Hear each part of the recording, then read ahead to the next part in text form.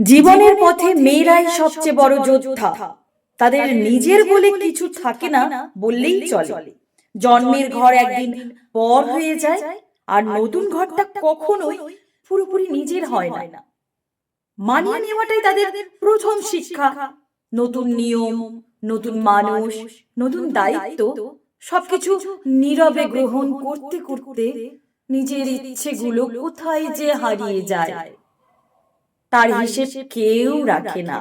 চলতে চলতেই তারা শক্ত হয়ে ওঠে, কিন্তু এই শক্তির দাম দিতে হয় নিজের স্বপ্ন দিয়ে। দিনের পর দিন মানিয়ে নিতে নিতে একসময় জীবনটাই ফুরিয়ে আসে।